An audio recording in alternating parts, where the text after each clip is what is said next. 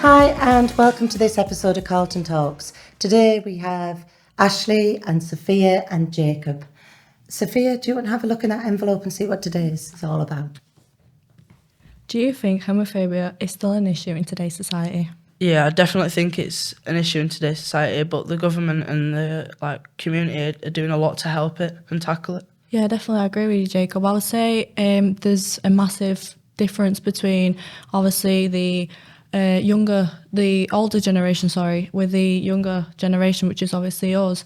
I feel like we've developed more and more what it's like to be within the LGBTQIA community, because we have more pronouns, people feel more comfortable within our society, and people can open up, whereas before you had no one to talk to and you felt criticised and felt judged. In the past, I've had a talk with my grandma, and she was saying how that when they were younger, they didn't respect gay people as much as we do now. And in society, they didn't allow gay people pretty much at all. So, but it's different to now because we've grown up to respect them more. Oh, yeah. Why do you think that is? Well, I think in society people have definitely become a lot more respectful about people's views and choices of what they want to be and who they want to be.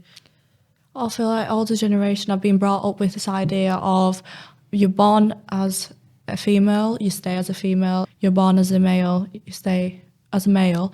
However, they've not realised that us as younger people and young adults, we've kind of been able to improve this and come out and tell them, but they don't take it obviously as easy as we thought would say it. Yeah, definitely. Adding on, I think that people in the older generation, they'll stick with their views and what they want with how they live and what the way they live. They have this idea in their head that it's meant to be like that. Mm-hmm. But obviously, like you mentioned in the start, it's changed massively, so it's not like this anymore. Do you think that are there any examples in society where you can see that young people are promoting gay rights? Oh, definitely. I would give an example. A massive example is through social media and the platform that we all scroll and are there every day. I would say Billie Eilish.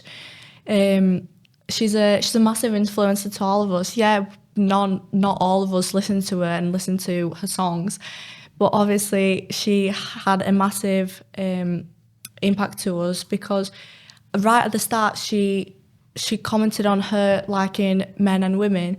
However, a few years ago it was mentioned that she came out as liking just women.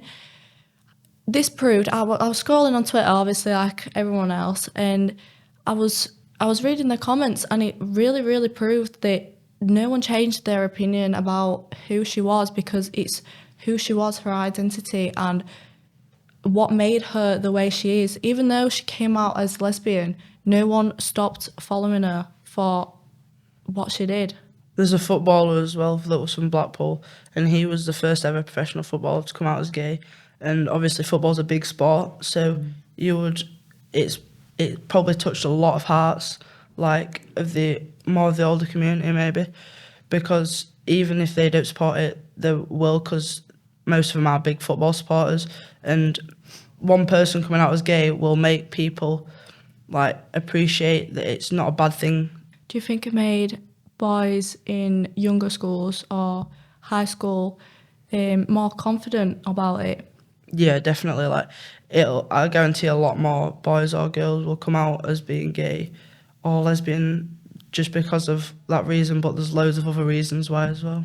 Because we see this idea of obviously girls being more confident and comfortable with opening up, whereas, or like you said, the footballer, even though you see on a pitch, you see someone physically strong and someone being able to go and run and play all these matches.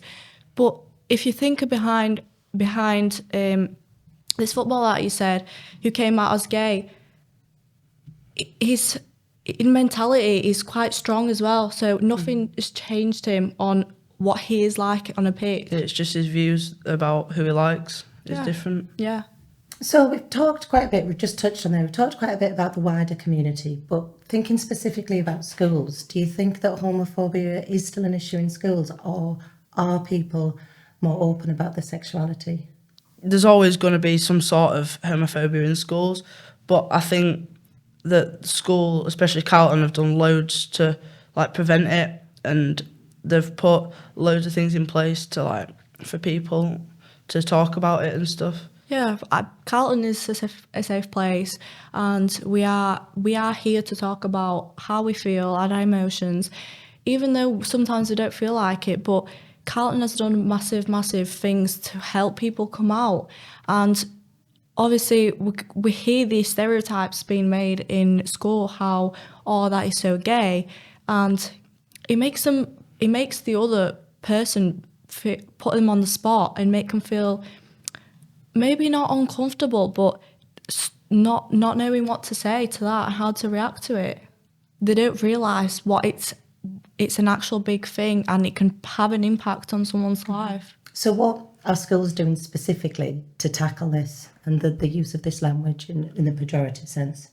Well, I think schools are like they're adding people that can like special people that you can talk to about if you want to come out and you haven't, or if you're being bullied about it.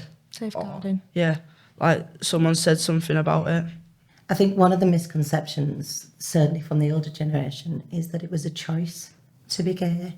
Have you considered that? Have you ever had any conversations about that in school? Yeah, I've touched up on some of my friends of mine, and obviously some people that I know in school, and I took the time to ask them, what does it feel like coming out?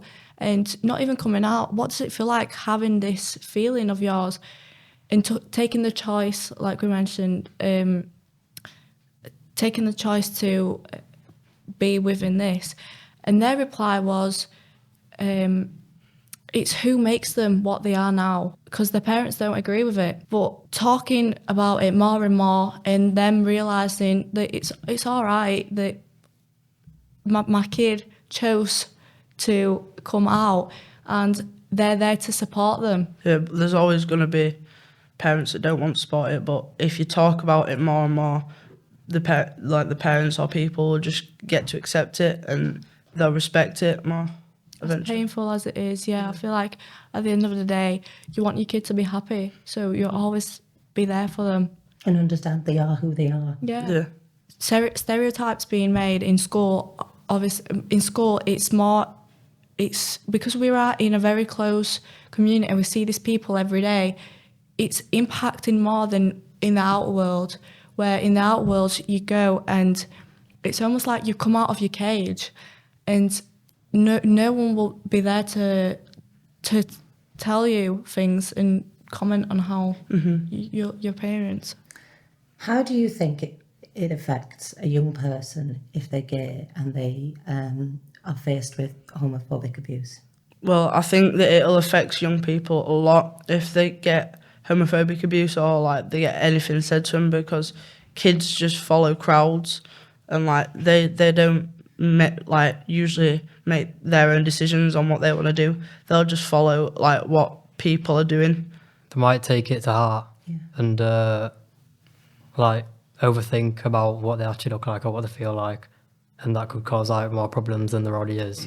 Calling people like gay or something could just be a joke, but and then if they go home and then think about that, it could like cause a bigger thing to themselves. Imagine you're gay and somebody insults you for being gay. What might you do? You definitely, like as Ashley said, you'd take it to heart. Yeah. You'd be affected by it. It's the little comments that are being said that we need to make sure they are improved and not being said as more often as they are used now. So we've come somewhere, you think, particularly the younger generation, in moving forward and breaking down these attitudes towards sexuality. What do you think we can still now do as a school or a part of the community to ensure that students do feel safe and that they feel like they can talk openly about who they are in school and elsewhere? Another thing we can do in schools is invite somebody who's had those past experiences and like talk to the students about how they feel and what they did to overcome like the emotions that they were feeling about hiding like who they truly were and stuff. Yeah. Sometimes you need someone to discuss and talk about the story and how they felt growing up with obviously the idea of being LGBTQIA. Definitely. On the flip side, do you think it'd be a good idea to have somebody who's perhaps had a positive experience? Yeah, like if you bring somebody in, like in an assembly who has had a positive experience, it will help a lot of people to come out, and like it'll help people talk to them about how they feel. The result is not always negative. People in not only in the art world but in schools have come out and felt more positive and more like now they can crack on with life. They've found a meaning where it was like a gap they couldn't fill, but found it in themselves. But also I feel like we can take a few lessons, like you said, off and maybe discuss about it more. Some people in the classroom might obviously disagree with it, but that's what we need to do to push more and more for them to actually realise that it's not like that. It's what makes them them. Yeah, it's just they can't change, or they shouldn't change for people who say, "Oh, just change back to what you were before." They shouldn't, because what they believe is what they want. It's what they want. They shouldn't be able to change it just for one person's opinion. Yeah, I just want to add to that. I just want to say, because they obviously don't support it. They think that obviously I am like this, so I should say like this, and not seeing the other side of someone else's part and story. I feel like you could, instead of giving out things like temporary things like detentions, you could maybe go to like a deeper thing and then talk about what you've done to them or like how you've affected them, so you'd stop to do that, like you'd stop doing that. That's quite interesting. So thinking about it from their point of view and getting them to look at it and respect other people, that's quite interesting. We need to discuss more because that's what everyone is here for. We're humans. Yeah. So at the end of the day, we might have had an awful day, but we're there for one another. Yeah. Even if you do have a bad day, you can't take out on people, like say, "Oh, I don't like you, you're gay." You should never do that. It's just respect other people's decisions and how they present themselves.